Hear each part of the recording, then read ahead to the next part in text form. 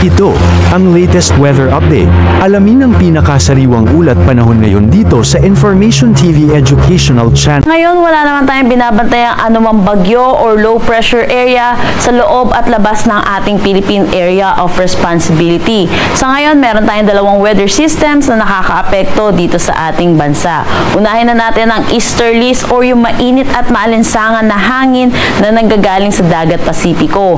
Dahil dito, asahan po natin makakaranas ng maulap na papawirin na may mga kalat-kalat na pag-ulan dito sa may Cagayan, Isabela, Aurora, pati na rin dito sa may Quezon.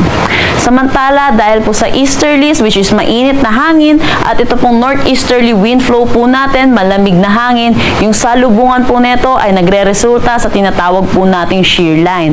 Dahil dito, asahan din natin makakaranas din ng maulap na papawirin na may mga kalat-kalat na pag-ulan dito sa may Batanes at Babuyan Islands.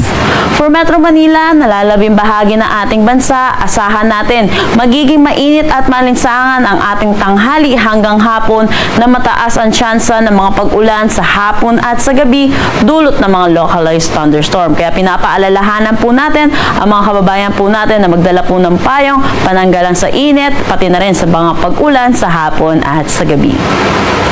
Dako naman tayo sa magiging panahon natin bukas dito sa Luzon.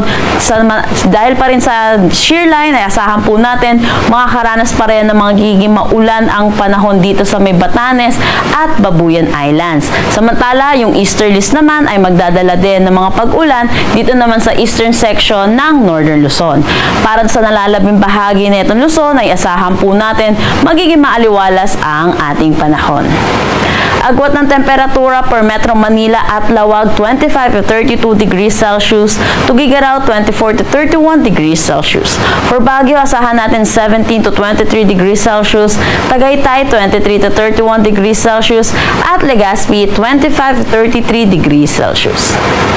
Para naman dito sa Visayas, Palawan at Mindanao, magiging maaliwalas po ang ating panahon. Pero asahan din po natin ang mga pagbuhos ng ulan sa hapon at sa gabi dulot ng mga localized thunderstorm. Kaya antabayanan po natin or ugaliin po natin i-check ang social media pages ng Pag-asa para sa mga nilalabas na thunderstorm advisory.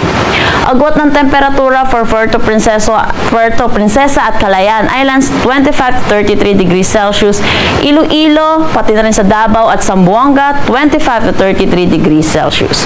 Para sa Tacloban, asahan natin ng 26 to 33 degrees Celsius, Cebu 26 to 32 degrees Celsius, at Cagayan 24 to 33 degrees Celsius.